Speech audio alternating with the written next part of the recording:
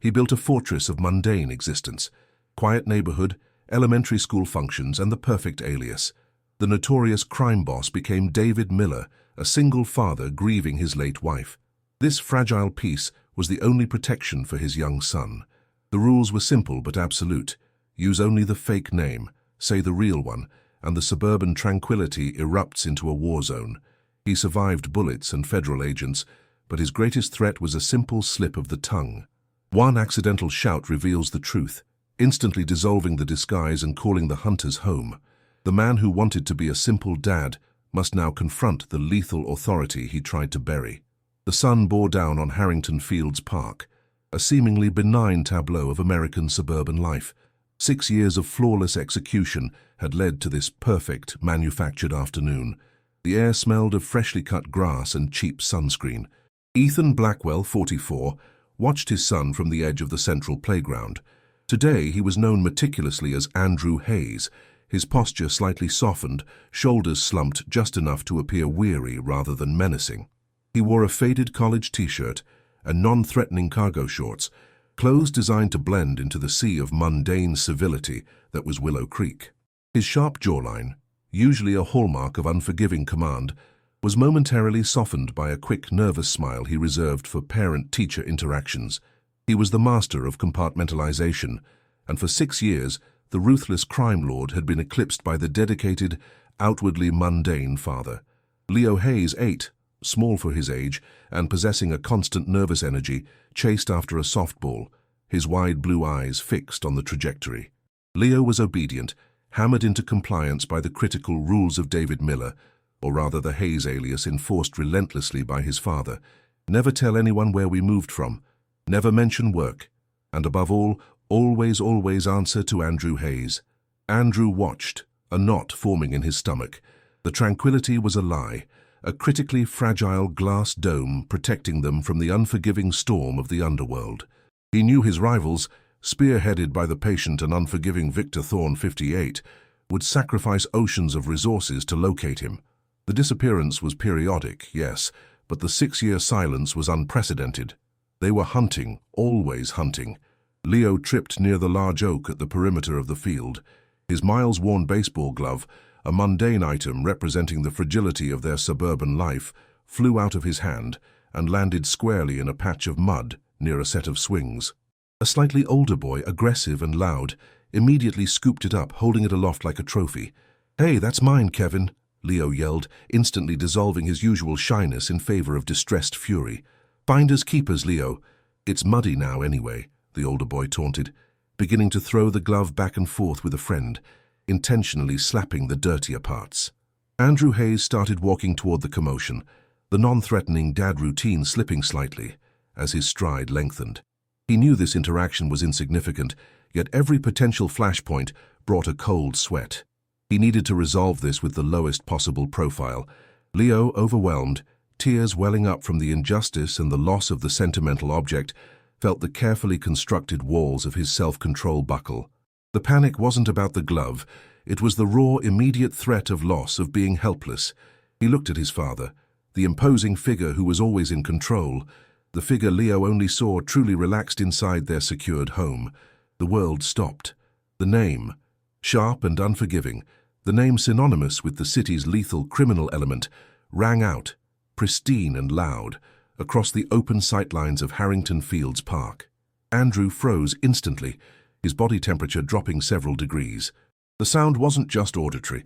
It was a physical blow, a seismic shift that shattered the 6 years of deep cover operation. He saw the older boys look confused, and then he saw one figure, sitting on a park bench under the pretense of reading a novel, stiffen violently. Sharon Vance, 36, was athletic, with unassuming features typically masked by neutral, functional clothing. She was highly disciplined, cold, and the professional operative tasked specifically with maintaining surveillance on the city's major transportation hubs and known hiding spots, on the off chance that the elusive Sterling, or in this case, Blackwell, might surface match. The data packet, name, location, confirmed audible, was already compressed and encrypted, flying across secure channels back toward the Meridian Tower, the center of Victor Thorne's operations. Sharon didn't react visibly, maintaining her posture for 3 excruciating seconds, but her mind was racing. The alias had dissolved. The suburban tranquility was instantly replaced by lethal tension. Andrew Hayes vanished. In his place stood Ethan Blackwell. The soft posture snapped erect. The nervous smile evaporated, replaced by a cold, predatory focus. His eyes, seconds ago filled with paternal concern, were now hyper-vigilant, scanning the park with brutal efficiency. He identified the operative instantly. The slightly too still posture, the lack of engagement with the book, the calculated anonymity of her clothing. He moved toward Leo and the boys, not as a mediating father, but as a swiftly moving threat assessment system. Leo, his voice was low, cutting through the residual echoes of the scream. It wasn't angry, it was laced with the raw, chilling authority he commanded in the underworld. The aggressive older boy, sensing the sudden, terrifying shift in the atmosphere, dropped the worn baseball glove and stumbled backward. Ethan scooped up Leo, holding him tightly but roughly, already pivoting toward the exit. "Dad, I'm sorry. I just..." "Quiet. Now." Ethan didn't break stride. He kept his eyes locked on Sharon Vance, whose fingers had subtly moved inside her jacket pocket, confirming she had already initiated contact. Ethan knew the timeline. Thorne's organization was professional. Within minutes, the initial response team would be deployed. Willow Creek, the outward facade of safety, was about to become a kill zone. He reached the minivan, a necessary part of the Andrew Hayes documentation and character, and practically threw Leo into the back seat, strapping him in with frightening speed. "Hold on, son, we're going for a drive," Ethan said, his voice flat. He didn't turn the key. Instead, he pulled a small black tracker from beneath the dashboard and crushed it under his heel. The alias was dead. Now came the survival. He peeled out of the Harrington Fields park lot, ignoring the speed limit, driving not toward normalcy, but toward the one place where he could rearm and execute the escape plan that had existed only in theory for 6 years. The quiet, unassuming suburban home in Willow Creek. The drive back was silent, save for the hum of the engine and Leo's quiet, terrified sobs. "Did I do something wrong, Dad?" Leo whispered. Ethan didn't look at him. He stared ahead, his mind already running complex tactical simulations. "You broke the rule, Leo, the most important rule. But we deal with the consequences together. You listen to me now, and you do exactly what I say, or people will get hurt." He didn't need to elaborate. Leo understood the gravity in his father's tone. This was the voice of Blackwell, not Hayes. They reached the manicured lawns and quiet streets of Willow Creek. The contrast between the sunlit suburban perfection and the internal crisis was jarring. This wasn't the sanctuary anymore. It was the trap. Ethan pulled the minivan into the garage and hit the remote before the vehicle was fully stopped. The door scraped shut behind them, sealing them into temporary darkness. "Go to your room. Lock the door. No matter what you hear, you stay there. Do you understand?" Ethan commanded. Leo, trembling, nodded and scrambled out. Ethan moved with a fluidity that had been intentionally suppressed for half a decade. He wasn't winded. He was razor-sharp. He bypassed the kitchen and living room and headed straight for the basement, the air growing colder with every step down the concrete stairs. The basement was standard suburban fare: washer, dryer, stored holiday decorations. But beneath the rusted utility sink, Ethan pressed a sequence of almost imperceptible buttons concealed behind a false grout line. A heavy, low grinding sound reverberated through the foundation. A 4-foot square section of the concrete floor, reinforced with industrial-grade steel, slowly lifted, revealing the sub-floor cache. The compartment was a marvel of engineering, airtight and climate-controlled. Inside, the tools of Ethan Blackwell's previous life lay waiting: silenced assault rifles, encrypted satellite communicators, stacks of foreign currency, and the forged documents that detailed the Miller Rule documentation, proof of the depth of the alias should he need to burn it completely. Ethan went straight for the weapons rack. He selected a compact, silenced H&K pistol, strapping it into a custom leather shoulder holster that felt terrifyingly familiar. He retrieved 2 spare magazines and clipped them to his belt.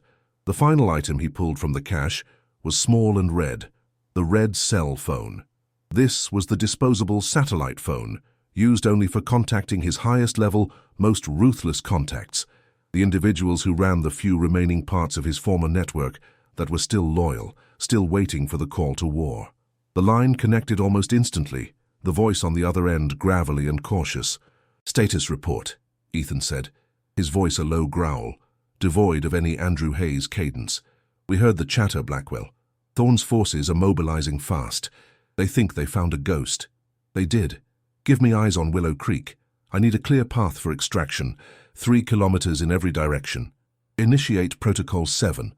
Protocol 7 was the nuclear option, the coordinated immediate disruption of Thorne's supply lines and key personnel across 3 states, a deliberate, catastrophic act designed to buy Blackwell precious hours, knowing it would ignite the open war. 7 is confirmed. It starts now. Good luck, boss." Ethan hung up. The clock was ticking. He had perhaps 10 minutes before the perimeter of Willow Creek was compromised. He secured the cache, the concrete slab settling back into place with a definitive mechanical sigh. He moved quickly back up the stairs, the weight of the pistol a solid, comforting reminder of his true identity. As he reached the kitchen, the first sign of intrusion appeared. Not a siren, not a break-in, but the subtle, almost imperceptible shift in the ambient noise. A quiet engine stopping 2 houses down. Footsteps that were too synchronized, too precise. He glanced out the living room window toward the quiet street. The manicured lawn of his neighbor, Mrs. Henderson, looked peaceful. But parked 2 houses away was a black, unmarked sedan, its windows tinted far too heavily for the suburbs. Ethan Blackwell drew the H&K. The front door exploded inward with a concussive force that shook the house, splinters showering the hallway. 3 figures, masked and clad in tactical black, poured through the shattered entrance. They were professional, efficient, and clearly expecting little resistance from the recently widowed father. Ethan didn't hesitate. He was already tucked behind the heavy oak dining table. The suppressed shot was barely audible over the sound of the entry team's heavy breathing and the rush of adrenaline. The lead assailant, mid-stride, stumbled and dropped his rifle, clutching his chest before collapsing, a dark stain blossoming on his tactical vest. The remaining 2 immediately sought cover, one behind the staircase, the other behind the entryway coat closet. They were responding to an active threat, not the soft target they had anticipated. "This is not Hayes," one shouted into his comms unit, the voice muffled by his mask. "We have heavy resistance. Repeat, this is Blackwell." Ethan returned fire, 2 quick, precise shots that splintered the closet door just above the operative's head. He knew he couldn't hold this house.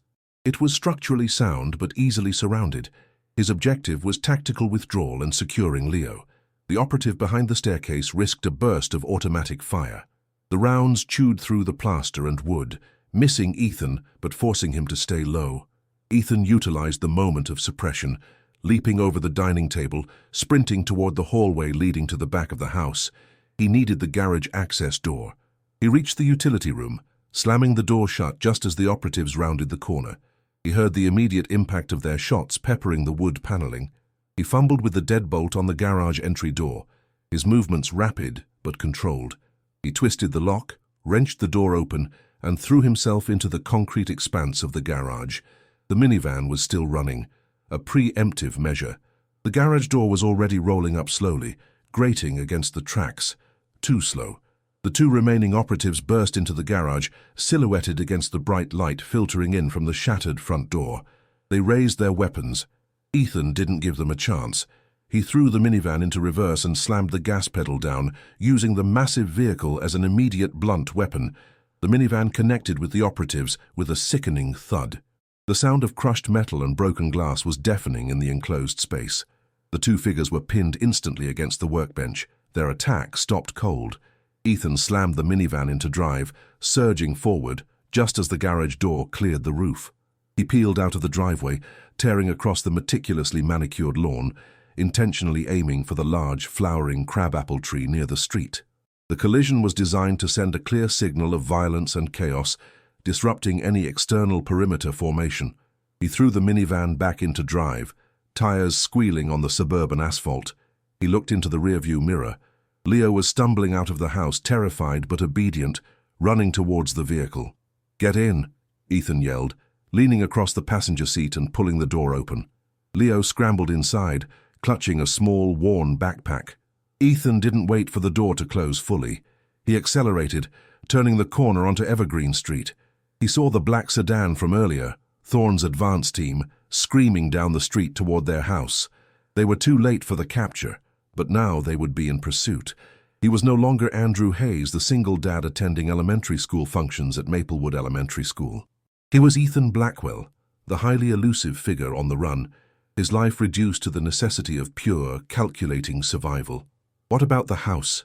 What about Mrs. Henderson?" Leo asked, his voice trembling as he finally registered the violence that had just erupted in their sanctuary. Ethan glanced at his son, the only person for whom he had attempted this impossible facade. The sight of Leo's terrified blue eyes cut through the cold calculation for just a second. "The house is gone, son. The life is gone, but we aren't." The suburban streets of Willow Creek quickly gave way to the sprawling commercial arteries leading toward the city limits. Ethan drove aggressively, but tactically, weaving through traffic, using the minivan's anonymity as a brief shield. He activated the red cell phone again, dialing another secured number. "It's Blackwell. I need a clean exfiltration vector toward the coast. No complications. And tell Omega to execute Phase 2 of Protocol 7. Thorne needs to understand this isn't a retreat. It's a declaration." Ethan gripped the steering wheel so tightly, his knuckles turned white. There was never going back. Not after he shouted my name. He pushed the minivan's accelerator, the suburbs dissolving rapidly behind them. The tranquility of Willow Creek was already shattered, replaced by the escalating roar of a war ignited by the simple, accidental slip of a child's tongue. Ethan Blackwell was back, dragged from his impossible retirement, and the city would burn with the violence required to shield his son from the lethal reality that had just invaded their sanctuary. His only goal was to get Leo to safety, even if it meant burying the entire underworld in the process. He had failed as Andrew Hayes, but he would not fail as Ethan Blackwell. He pressed the phone shut, tossing it onto the passenger seat, already plotting the next 20 moves in the complex, deadly chess game against Victor Thorne. The war had begun, and the single father had morphed back into the calculating crime boss, forever changed by the desperate need to protect the one thing he loved more than control: his son. The minivan smelled faintly of stale Cheerios and new gun oil. Ethan didn't notice the conflict of scents. He was navigating the grid of surveillance cameras and traffic lights, running probability matrices in his head. The clock was his enemy. Thorne's organization was already saturating the access points to the city proper. Leo, curled into the passenger seat, backpack clutched to his chest, hadn't made a sound since the minivan slammed against the workbench in the garage. His breath was shallow, shaky. "Keep your head down, Leo," Ethan ordered, his voice still low but carrying the authority of a military commander. He checked the side mirror again. No immediate pursuit visible yet, but that didn't mean they weren't being tailed remotely.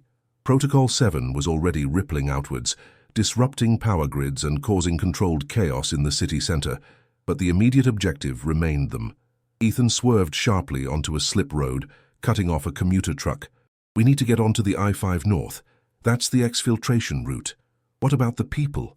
Leo finally managed to whisper, his blue eyes wide, still reflecting the image of the shattered front door. "The men in the garage?"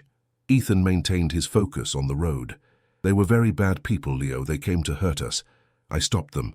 That is the only thing that matters. The rules." Leo trailed off, the weight of his accidental betrayal heavy on him.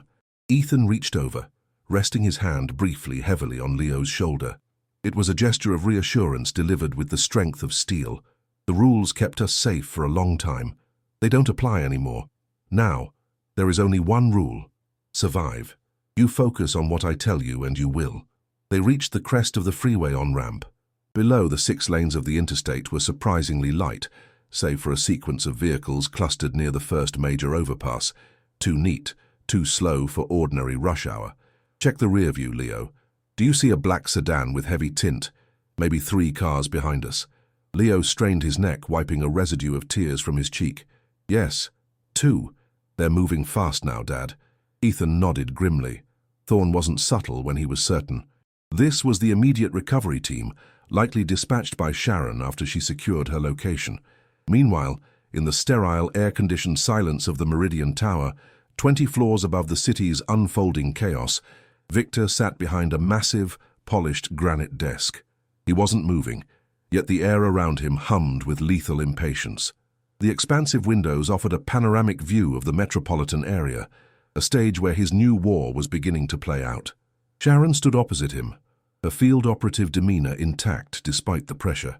She had changed out of her park clothing and was now dressed in a sharp, functional suit, giving her report with clinical detachment. The asset confirmed the auditory identification. Name: Blackwell. Location: Willow Creek, 4212 Evergreen Street. The advance team engaged less than 12 minutes ago. Sharon's tone was measured. Victor listened, steepled fingers resting beneath his chin. His deep-set, cold eyes betrayed nothing. And the resistance? Brutal. They lost 3 men immediately in the house and the garage. The primary target, Ethan, escaped with the secondary asset, the boy, in the family vehicle. He's currently moving north on the I-5 corridor, Hes running Protocol 7. Victor let out a soft, almost appreciative sigh. 6 years of suburban mediocrity, and the moment his cover is blown, he ignites a city-wide diversion. He hasn't lost his flair. The diversion is aggressive, Victor. Phase 1 has crippled the port access roads. Our logistics chain is taking heavy hits already. This isn't a retreat, it's a counterattack. Victor finally moved, pushing back from his desk and standing to look out at the city. He always was a narcissist. He wants us to know he's not running from us, but running against us. But Ethan is sloppy now. 6 years of playing Andrew Hayes has softened his edge. The casualty report suggests otherwise, Victor. 3 confirmed kills at close range. Professional engagement. He is protecting the boy, Victor corrected, his voice hardening. That is his weakness. He is constrained by sentiment. I, however, am not. Victor turned to a younger man standing near the door, dressed in full tactical gear, holding a silenced submachine gun. Cyrus, you have the pursuit teams on the I-5. Do not engage visually until the target is isolated. I want him boxed in just before the industrial complex. And Cyrus, understand this. I don't care about the minivan, I don't care about the boy, I want Ethan Blackwell alive. He has debts to pay. Cyrus nodded, cold efficiency radiating off him. Confirmed, Victor. We will have him. Sharon watched Cyrus leave. What about the media coverage? Protocol 7 is causing significant disruption. Let the city panic, Victor said, dismissing the concern with a wave of his hand. Blackwell used to run this city. Now I want him to watch me take it apart to get him back. He wanted to play father. Now he gets to see how a real father protects his assets. On the I-5 North, Ethan pushed the minivan to its limits, the engine whining in protest. The anonymity of the vehicle was gone. It was now a target lumbering through the fast lane. They're closing, Leo. Tell me when they pass the blue semi-truck on the right. Leo, now fully alert and operating on pure adrenaline, tracked the 2 black sedans in the mirror. They're passing it now. They're moving into the middle lane. Ethan gripped the steering wheel, his muscles coiled. He was approaching a long stretch of elevated highway with concrete barriers on both sides, perfect for trapping a fleeing vehicle. The clustered vehicles he had noticed earlier were now resolving into a coordinated rolling roadblock. He reached down, his left hand finding the handle of the compact H&K pistol in his shoulder holster. He drew it smoothly, placing it on the console between him and Leo. We are entering the engagement zone, Leo. This is going to be loud. You need to do something for me, something very important. Leo looked at him, fear replaced by an odd, desperate trust. What, Dad? I need you to climb into the back of the minivan. Lie flat on the floor, beneath the blanket, and do not look up, no matter what. Can you do that for me? But no questions. If you move, if you stand up, you risk getting hit. I cannot protect you if you are up here. Go now. Leo scrambled over the seat, his small body surprisingly agile. He disappeared into the back, covering himself with the worn suburban plaid blanket that normally served for picnics. Ethan took a deep, centering breath. Andrew Hayes had vanished entirely. Ethan Blackwell was in command. He accelerated, refusing to slow down for the deliberate traffic slowdown ahead. The 2 black sedans simultaneously pulled forward, one attempting to box him in from the left, the other pulling up fast on the right, attempting to force him into the central concrete barrier. Ethan assessed the distance, too close to brake, too constrained to swerve. He saw the flash of steel in the passenger window of the sedan on his left, a rifle barrel. He didn't wait. He slammed the minivan hard to the right, scraping the side of the vehicle against the sedan on the right. The sound was a horrific shriek of tearing metal and shattered glass. The sudden, unexpected lateral force threw the sedan off balance, causing the driver to overcorrect. Ethan watched the sedan spin out behind him, slamming into the concrete barrier with a gut-wrenching force before ricocheting into the center lane, effectively blocking the trailing traffic. The sedan on the left, however, recovered instantly and pulled alongside him. The passenger window was already down, the rifle raised and aimed. Ethan heard the impacts against the minivan's body, heavy-caliber rounds ripping through the thin metal of the rear quarter panel, narrowly missing the driver's seat. He didn't have the luxury of returning fire through the driver's side window. The angle was impossible, and he needed both hands on the wheel to keep the wildly swaying minivan under control. He reached for the H&K pistol on the console, and without slowing down, wrenched the steering wheel to the left, ramming the minivan directly into the side of the assailant's sedan. The collision was designed not to stop them, but to disable their ability to shoot accurately. The sedan lurched, and the rounds intended for Ethan went wide, shattering the minivan's passenger window. In that split second, the passenger in the sedan, masked and focused on the kill, exposed himself. Ethan aimed the H&K across his body, firing through the shattered remnants of the minivan's windshield and passenger side glass. The suppressed shots were lightning fast. The passenger slumped immediately, the rifle clattering uselessly on the roof of the minivan before sliding onto the highway. Ethan immediately swerved back to the right, letting the momentum of the engagement carry the minivan ahead. The driver of the assailant's sedan, realizing the tactical advantage was lost, began aggressively weaving through traffic to pursue. This was the core of Ethan's identity, calculating, precise, and utilizing every tool at his disposal, even the weight of a suburban minivan as a weapon. He needed to create distance, and the only way to do that was through sheer speed. He glanced in the rearview mirror. The remaining sedan was persistent, gaining slowly. Omega, I have visual on 2 confirmed hostile contacts. I-5 North approaching the 48th Street overpass. I need immediate air support simulation. Simulations are running, boss. We can only give you 30 seconds of confusion. Make it count. Initiate Phase 3. Phase 3 of Protocol 7 was specifically designed for urban chase scenarios, utilizing his deep network of technically proficient loyalists. It was highly dangerous and risked massive public scrutiny, but Ethan was beyond caring about optics. As he sped toward the overpass, the highway lights above them, powered by city infrastructure, began to flicker violently. Then, abruptly, they died. The entire section of the I-5 North, an industrial canyon carved through steel and concrete, plunged into absolute darkness. The remaining black sedan, relying on immediate visibility and speed, was suddenly blind. The driver slammed on the brakes, fearing an unseen obstacle. Ethan, whose memory maps of the city were eidetic, had anticipated the darkness. He knew the stretch of road intimately. He didn't slow down. He navigated by instinct and the faint, residual light from distant billboards. He pushed the minivan even harder, using the precious moments of confusion to widen the gap. The sound wasn't gunfire. It was a loud, controlled explosion from the side of the highway, nowhere near the road surface. A diversionary tactic designed to draw the attention of first responders and, more importantly, disorient the pursuing vehicle. Ethan glanced in his side mirror one last time. The black sedan had indeed stopped, momentarily paralyzed by the total blackout and the explosive distraction.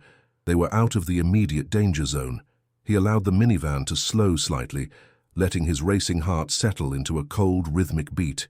He reached the junction where the highway plunged into an underground tunnel toward the city's historic center, a known weak point in Victor's surveillance ring.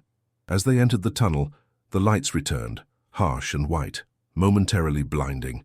Ethan pulled the minivan over into a deserted maintenance pull-off, far from the main flow of traffic. He needed a moment to reassess the structural integrity of the vehicle and, more importantly, his son. He dropped the H&K pistol into the shoulder holster and twisted his body to face the back. "Leo, are you okay?" The plaid blanket stirred. Leo pushed it away, his face streaked with dust and tears, but his eyes were clear, focused on his father. "My ears hurt, Dad. The crash. The sound. I know, son. That was bad." Ethan crawled into the back seat, pulling Leo into a tight embrace. This was the terrifying synthesis of the 2 identities. The ruthless crime boss who had just neutralized 3 threats, comforting the child he had just exposed to the violence. Did you kill them?" Leo asked, his voice barely audible against the roar of traffic speeding past the pull-off.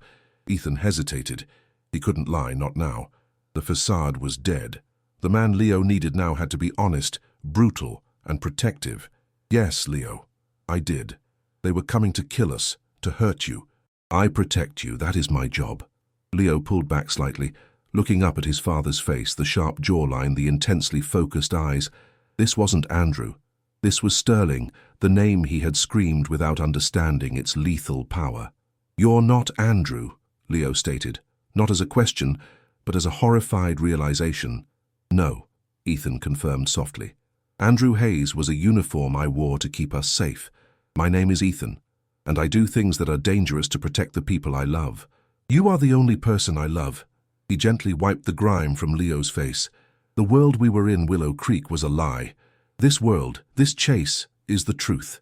We are going to a safe place now, a place built by the other part of my life. It's called the Ironclad Club. No one can touch us there. Not Victor, not his men. Leo, small and overwhelmed, finally nodded, accepting the terrifying reality. He understood that the soft, nervous smile of the suburban dad was a mask, and the ruthless intensity he saw now was survival. Okay, what do I do now?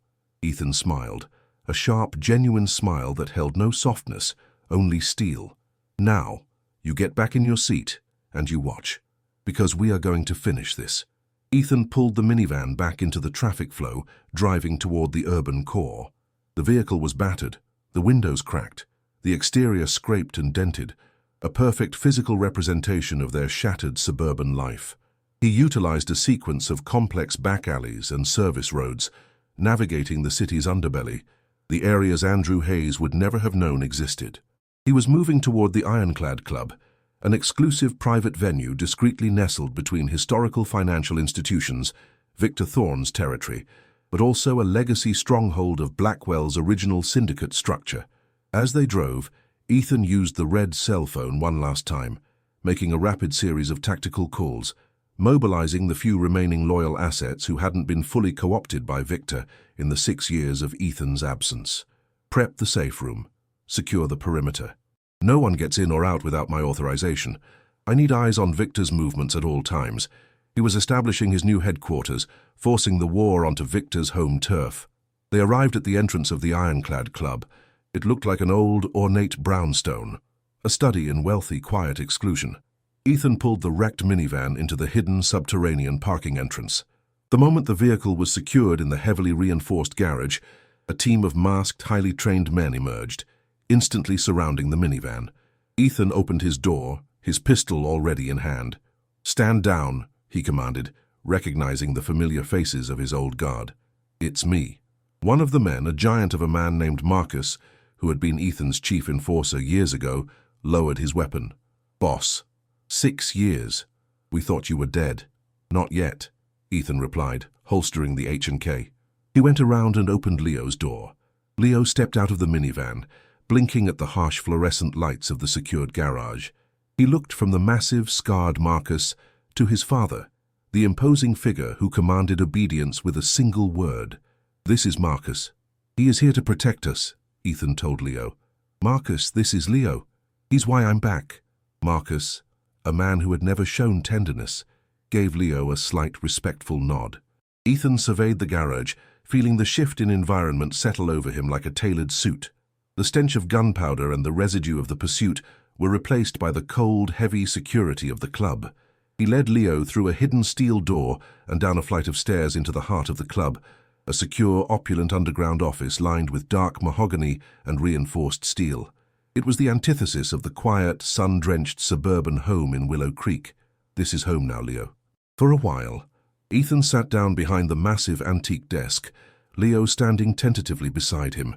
He looked at the boy, his son, who had, by one impulsive shout, dissolved the delicate, impossible peace he had worked for 6 years to build. The fear was still there, but now mixed with a burgeoning understanding of his father's immense power. Ethan pulled Leo onto his lap, holding him tightly, the smell of gunpowder and adrenaline clinging to them both. "I made a promise to your mother a long time ago," Ethan murmured into Leo's hair. "A promise that I would leave this life and protect you from it. I failed at leaving it. but I will not fail at protecting you." He set Leo gently on the floor. "You rest here. I have to talk to my team. The man who tried to hurt us, Victor, he is very strong, but we are stronger." Ethan stood, his posture that of a man who has taken up his rightful mantle. He was no longer Andrew, the soft target. He was Ethan Blackwell, the ruthless figure, forced out of retirement and ready to engage in the war for his son's safety.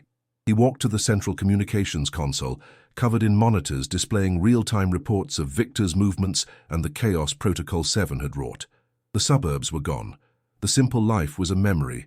The war had begun, and the former single father, now fully transitioned back into the crime boss, felt a chilling, focused calm. He would end Victor Thorne, not for control of the city, but to ensure that when this was over there would be no one left who knew the names Sterling or Blackwell who could ever threaten his boy again. This was the conclusion of the facade and the beginning of a decisive, unforgiving campaign. The only path to freedom now was through absolute annihilation of his enemy. The subterranean garage of the Ironclad Club was silent, save for the rhythmic low hum of the ventilation system. The battered minivan, an emblem of 6 years of perfectly executed normalcy, looked tragically out of place next to the sleek black armored sedans that lined the bay. Ethan led Leo into the secure office, a vault disguised as a gentleman's library. The transition was jarring. One moment they were scraping metal and dodging bullets, the next they were surrounded by antique leather and the glow of sophisticated surveillance equipment. Leo sat on the edge of a deep velvet couch, still gripping his worn baseball glove, salvaged during the scramble from Willow Creek. His nervous energy was muted, replaced by a stunned, heavy processing of the day's violence. Ethan, however, was in perpetual motion. He had shed the soft cotton sweater of Andrew Hayes, revealing the finely tailored dark suit beneath, a garment designed for movement and authority.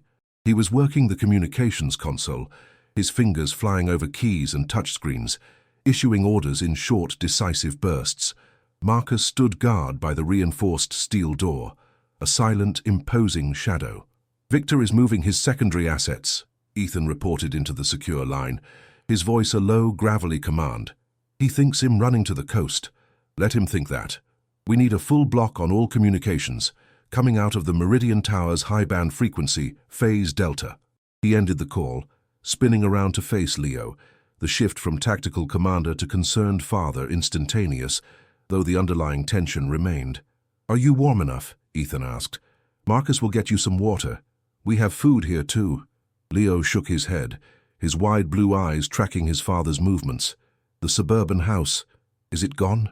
The question hung heavy in the air. Ethan walked over and kneeled before him, meeting his gaze directly. "Yes, son. The house is gone. The life we had there, the quiet, the safety, it was built on a promise I couldn't keep forever. Victor found us because I made a mistake letting down my guard. But listen to me. The suburban house was just a shell. We are real, you and me, and I will build us 1,000 more homes as long as we are together." Ethan paused, realizing the complexity of what he was demanding of his son. He was asking an 8-year-old to accept absolute chaos as his new baseline. "What you saw today, Leo, that is the true world that Andrew Hayes was protecting you from. That world ends now. Victor wants me back to control the city, but he also wants to destroy what I value most. That's you. I won't allow that." Leo looked down at the baseball glove. "I shouted your name, Ethan. I messed up the Miller rule." The accidental betrayal was the pivot point. Ethan placed a hand on Leo's small shoulder. "You panicked, Leo. That's human. The name you shouted, Blackwell, it is a name of power. It is my name. And now we use that power to end this. We don't hide anymore." He kissed Leo on the forehead, the gesture firm and protective. "Marcus, keep him secure. No one approaches him. I need to move." Ethan stood, the shift back to the crime boss absolute. He retrieved a detailed topographical map of the city from a hidden compartment in the desk. The war had to be won tonight. Delay meant Victor would tighten his grip, turning the city into a deadly, inescapable labyrinth. 20 stories up, in the sterile air of the Meridian Tower, Victor watched the reports flood in, his impatience growing with every minute that passed without confirmation of Ethan's capture. Sharon stood beside him, maintaining a professional distance as she curated the deluge of data. "Protocol 7 is effective," Sharon noted. pointing to a flickering monitor showing traffic gridlock and localized power outages downtown. He has managed to destabilize our logistics chain significantly, costing us millions in transport alone. He's not running. He's fighting for time. He is buying time to establish a defensible position, Victor analyzed, his voice low and dangerous. Where is the sensible place for a man of his ego to hole up? Not the coast.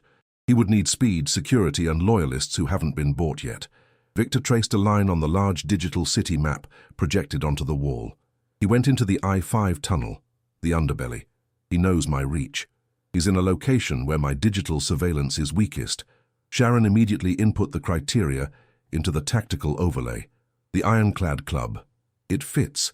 It was his old stronghold, discreet entrance, and reinforced structure. It's also deep in our control territory. A slow, chilling smile spread across Victor's face. The narcissist. He comes back to the scene of his former glory. He wants to challenge me on my own ground. Good. I prefer a fight to a chase. Sir, he's mobilizing the remnants of his old network, Sharon warned.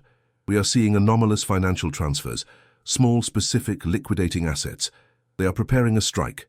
What is the strategy, Victor? A siege of the Ironclad? No, Victor stated firmly. A siege allows him to bleed us dry slowly with his loyalists. We are not playing his game of urban warfare. We go for the head. Victor stood, adjusting the cuff of his expensive suit. Ethan's entire existence right now is fueled by the need to protect Leo. He won't leave the boy unprotected, not even for a minute. That means the Ironclad Club is his castle, and Leo is his queen. He turned to Sharon, his deep-set eyes cold and focused. I want Cyrus to prepare the extraction team, not the elimination team. We're going to hit the Ironclad Club, but only as a distraction. We lure Ethan out, and we use the one thing he is sentimental about. The boy? Sharon asked, her tone flat. No, something better, Victor corrected, a wicked glint in his eyes. The legacy. Ethan Blackwell always cared more about the perception of control than actual control.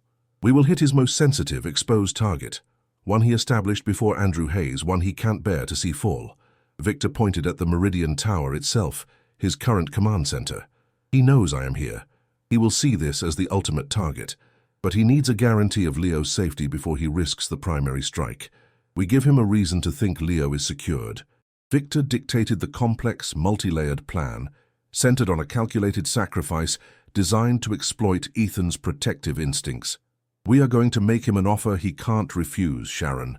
The promise of sanctuary for Leo in exchange for Ethan's surrender, delivered to a secure communication line at the Ironclad. The moment he leaves the club to meet the extraction team, we send Cyrus in to retrieve the boy and secure Ethan's assets. He will be so focused on protecting Leo he won't see the real trap. Sharon nodded, the plan's cold logic satisfying her professional detachment.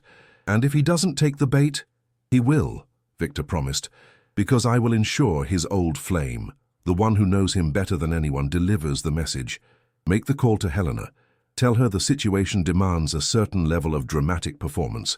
Back at the Ironclad Club, Ethan received the encrypted call exactly 3 minutes after Victor initiated the plan. The red cell phone vibrated discreetly on the mahogany desk. He answered, his grip tight on the device. You have 6 years of suburban silence, and you decide to resurface with a bang, Ethan. The voice was melodic, edged with a weariness born of deep, historical disappointment. Helena, a former associate, a strategist who had broken from the syndicate when Ethan adopted the alias, and the one person Victor would use to play on Ethan's past loyalties. I didn't choose this, Helena, Ethan replied, watching Leo, who was now quietly trying to sketch the gargantuan Marcus in his notebook. Victor forced my hand. Victor is offering you an out, Helena stated, her tone measured. He doesn't want the boy harmed. He recognizes that Leo is a civilian asset. If you surrender, Ethan, Victor will guarantee sanctuary for Leo offshore, fully funded, never to be disturbed again. Ethan scoffed. And what does Victor get? Me, on a platter. He knows I won't trust his word. He provides collateral, Helena continued, the words sounding rehearsed but carrying an undeniable familiarity. Victor knows you won't surrender unless Leo is out of the country and secured first. He is willing to allow a 2-hour window for extraction. My team, not Victor's, will take Leo to a neutral location. Once confirmation is received, you walk out of the Ironclad Club and surrender to Victor's forces, alone. Ethan walked to the window, looking out at the city lights, a stage where his future was being determined. The offer was too clean, too specific to his known psychological profile. It smelled strongly of Victor's ruthlessness. You know Victor, Helena. He never offers a clean deal. What is the catch? The catch is that if you refuse, he burns the city down around the Ironclad Club. Protocol 7 is nothing compared to what he's ready to unleash. He's already targeting your remaining assets in the financial district. Surrender, Ethan. Save the boy, and stop this war. Ethan ended the call without answering. He stood still for a long moment, processing the information, allowing the quiet rhythm of the safe room to stabilize his thoughts. Marcus, Ethan said, turning away from the window, secure all external communications.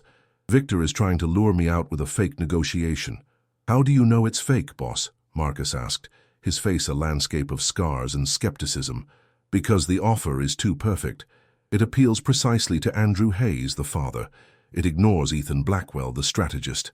Victor knows I would never put Leo into a situation where my enemies control the variables, even indirectly through Helena. And more importantly, Victor knows I would never surrender. He wants me to believe I have a choice so that when I try to execute the extraction, I will be moving predictably. Ethan walked over to the desk, his eyes alight with a terrifying clarity. Victor thinks I will leave the club to ensure Leo's safe passage, but I will not. I will move against him, and I will do it now. He pulled up the digital map again. Victor was exposed at the Meridian Tower, surrounded by guards, yes, but predictable. Ethan had to hit the psychological center of Victor's power base before Victor could implement the final stages of his siege plan. The Ironclad Club is fortified. We hold the line here, Ethan commanded Marcus, but I won't let Victor keep me pinned down while he attacks my legacy. Protocol 7, Phase 5. Focus the city chaos on the 3 blocks surrounding the Meridian Tower. I want the building isolated. No ground support possible. He looked at the small, fragile figure of Leo on the couch. This decision was the most dangerous one yet. He was leaving his son behind, protected only by the loyalty of his old enforcer, while he walked into the lair of the enemy. Leo, Ethan called, his voice softer now. Leo looked up, his drawing forgotten. I need to go on a trip now. It's a very important job, the last one. Marcus will be right here. You are safe. You must not leave this room no matter what until I come back. Do you understand? Leo stood, walked to his father, and wrapped his small arms around Ethan's waist. He didn't cry, but his body was rigid with fear and forced maturity. Be safe, Ethan. He used the real name now. The realization of his father's identity cemented by the necessity of survival. I will, Ethan promised, squeezing him once. I always am. Ethan retrieved a silenced, high-capacity submachine gun and secured it beneath his suit jacket. He took the red cell phone and a handful of specialized breaching charges from the subfloor cache, now fully exposed beneath the plush carpet. He gave Marcus one final, intense look. If anything happens to me, Marcus, you know the contingency. Get Leo out of the city, through the northern tunnels. Do not stop for anything. Understood, boss, Marcus confirmed, his hand resting on the holster of his sidearm. Go. Ethan exited the Ironclad Club through the service entrance, melting into the chaos of the city streets. He was moving through the darkness created by his own Protocol 7, a strategic blindness that favored the predator who knew the environment intimately. The Meridian Tower was chaos. Due to the targeted power disruption, the lower floors were in emergency lighting, and elevators were sporadically failing. Victor, however, remained unnervingly calm in his penthouse office, the panoramic view now dominated by flickering lights and emergency sirens. He's moving, Sharon confirmed, watching the internal surveillance reports showing Ethan's exit from the Ironclad Club. He's on foot, moving fast toward us. He took the bait. Victor smiled, a cold, predatory curve of the lips. He is predictable in his protection. He couldn't resist striking at the source of the problem, believing he could end this quickly to return to the boy. Now, Sharon, initiate the counterstrike. Cyrus and his team are already in position, 3 blocks from the Ironclad Club. The moment Ethan is 3 blocks away from the Meridian Tower, they breach. Victor watched the tactical map. Ethan was halfway through the industrial district, perfectly isolated from his own assets, far from the security of the club. The father's heart is a fool's weapon, Victor muttered. He walked away from power for sentiment. Now sentiment will destroy him. Ethan was moving with the focused precision of a man who had dedicated 6 years to being mundane, releasing all that pent-up intensity into the task at hand. He knew every alleyway, every blind spot in Victor's peripheral surveillance network. The darkness was his ally, the generalized panic of the city his shield. He heard the message confirming Cyrus's team activation, a coded signal sent by one of his deep cover assets, still loyal inside Victor's network. The siege had begun. Victor was sending his primary extraction team to take Leo while Ethan was exposed. Victor didn't send Helena to lure me out. He sent her to distract me while his forces moved into position. Ethan increased his pace. He wasn't running from Victor. He was running at him, timing his approach to coincide with the breach at the Ironclad Club. He needed Victor dead before Leo's sanctuary was compromised. He reached the base of the Meridian Tower. The main entrance was sealed, guarded by 2 men in body armor, jumpy from the power fluctuations. Ethan didn't engage them directly. He knew the building's infrastructure from the days he had planned its original security blueprint. He moved to the adjacent loading dock, pulled the submachine gun, and placed a small breaching charge silently against the reinforced steel door of the service elevator shaft. The steel door blew inwards, exposing the narrow, dark maintenance shaft. Ethan clipped himself to the internal guide rail and began a rapid vertical ascent. He was heading for the 21st floor, one above Victor's penthouse, where he knew the security systems were weakest due to maintenance override panels. At the Ironclad Club, the calm had shattered. Cyrus and his team of 6 tactical operatives had breached the perimeter, tearing through the ornate exterior and descending into the secure garage. Marcus, expecting the assault, was ready. He had secured Leo in a hidden, panic-proof vault, accessed through the wine cellar. The sounds of heavy gunfire and shouting echoed through the antique halls. Marcus was a wall of muscle and unwavering loyalty, using the club's complex architecture to funnel the incoming attackers. Cyrus deployed a flashbang, momentarily blinding Marcus as the team advanced on the office. Marcus, relying on instinct, dropped flat, sweeping his weapon in an arc, neutralizing one operative before the room was filled with acrid smoke and deafening noise. "Where is the boy, Marcus?" Cyrus yelled over the fray, advancing with ruthless speed. "We know he's here." Marcus took a round in his armored shoulder, staggering but not falling. "You won't touch him." The fight became desperate. Marcus was slowing them down, creating a crucial delay, but he was one man against 5 highly trained assailants in full tactical gear. 20 floors up, Ethan completed his climb. He hit the 21st floor, kicking open the service access panel. He was immediately met by 2 security guards checking the floor wiring. They didn't even have time to raise their voices. Ethan moved with surgical efficiency, the silenced rounds whispering their deadly trajectory. He was now 1 floor above Victor. He bypassed the complex security keypad and descended to the penthouse, using the silent route he himself had designed years ago. He dropped through the ceiling ventilation access directly into Victor's inner sanctum. Victor was still at his desk, watching the tactical feeds, unaware of the vertical breach. Sharon stood by the console. "Cyrus is reporting heavy resistance, Victor," Sharon said, her voice strained by the transmission static. "Marcus is slowing them down, but they will secure the asset momentarily." "Good," Victor replied, unaware he was about to face a ghost. "Tell Cyrus to—" He won't be telling Cyrus anything else. The voice cut through the air-conditioned silence, cold and sharp. Victor spun around. Ethan stood amidst the scattered ceiling tiles and insulation, his suit smeared with dust, the submachine gun raised and steady. Ethan Blackwell was not sloppy. He was hyper-vigilant, focused entirely on the single objective, neutralizing the threat to his son. Victor's initial shock gave way to a sneering contempt. "Ethan, you walked right into my home. Predictable. You misunderstood my motivation, Victor," Ethan replied, his finger tightening on the trigger. "You thought I would choose the long game of strategy. I choose the fastest route to safety. That means eliminating the source." Sharon reacted instantly, diving for a console button that would activate a full lockdown and alert the tower's internal defense force. Ethan fired a single, suppressed round. Sharon gasped, clutching her shoulder, the control panel sparking uselessly before her. She crumpled to the floor, stunned but alive. Ethan didn't waste another shot on a non-primary threat.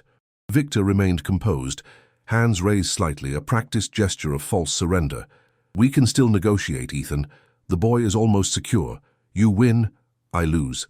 But if you kill me, the city explodes. My contingencies are in place. You will never find peace. I have already found peace, Victor, Ethan said, his voice completely devoid of emotion. It was watching Leo play baseball, teaching him how to tie his shoes, being Andrew Hayes. You took that from me. He stepped closer, the muzzle aimed squarely at Victor's chest. I made a promise to his mother. I promised I would protect him from this life. I tried to leave. Since I cannot leave it, I must destroy every last trace of it that threatens him. Victor dropped his hands suddenly, revealing a custom-made, silenced pistol concealed beneath the desk line. He fired wildly, desperately. Ethan moved before the shots even registered, his body twisting sideways. The rounds impacted the granite desk, sending chips flying. Ethan answered with a short, controlled burst. The submachine gun's suppressed roar was muffled but final in the small room. Victor didn't scream. He simply staggered, his imposing frame crumpling backward over the desk, his blood quickly staining the polished granite, mingling with the scattered surveillance reports. He was dead before he hit the floor. The war for the city was over. Ethan stood over Victor, his breathing ragged but steady. He looked out at the lights of the city, no longer caring about Protocol 7 or the media panic. He dropped the weapon, the metal clattering on the carpet. He walked past the stunned Sharon, who was clutching her wounded shoulder, and accessed Victor's communications console. He quickly found the frequency Cyrus was using and sent a single, clear, unauthorized transmission over the line. Cyrus, Victor Thorne, is neutralized. Disengage and secure all assets immediately. If you attempt to proceed, you will be terminated by internal command. Silence. Then, a voice, strained with disbelief. Victor is confirmed, neutralized? Confirmed, Ethan replied, using the tone of absolute authority only the true power could wield. The war is over. Stand down. Ethan waited a full minute, watching the red dots on the tactical map that represented Cyrus's team near the Ironclad Club. Slowly, tentatively, the red dots began to retract, moving away from the club. Marcus had held the line long enough. Leo was safe. Ethan took the red cell phone and dialed Marcus directly. It's done, Marcus. Victor is out. Are you and Leo secure? We are, boss, Marcus confirmed, his voice rough with exhaustion. Leo is safe in the vault. We held the line, but we need extraction now. The club is compromised. Understood. I'm mobilizing the extraction team. Stay put. He looked around the ruined office, the symbol of Victor's hubris. Sharon watched him, her expression a mix of fear and grudging respect. You won, Ethan, she whispered, pain evident in her voice. What happens now? Ethan looked at her, his eyes cold and distant. Andrew Hayes is dead. The suburban life is over. I am Ethan Blackwell. I will rebuild this organization, and I will use it to ensure my son never has to hide again. He didn't need to kill Sharon. Her loyalty was to the winning side, and she was now acutely aware of the cost of failure. An hour later, Marcus drove a nondescript, heavily armored vehicle into the back entrance of the Ironclad Club. Ethan met them in the garage. He opened the passenger door and Leo climbed out, still clutching the worn baseball glove. The garage, previously a scene of violence, was eerily quiet. The bodies had been removed. The damage was being discreetly patched. Ethan knelt before Leo. Exhaustion and ruthless determination etched onto his face. It's over, Leo, he said, pulling his son close. The bad man is gone. We are safe. Leo leaned into the embrace, inhaling the mixture of gunpowder and expensive cologne that now defined his father. We go home now?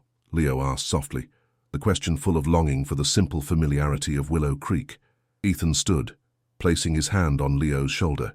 He looked at Marcus, then back at Leo, accepting the finality of their new reality.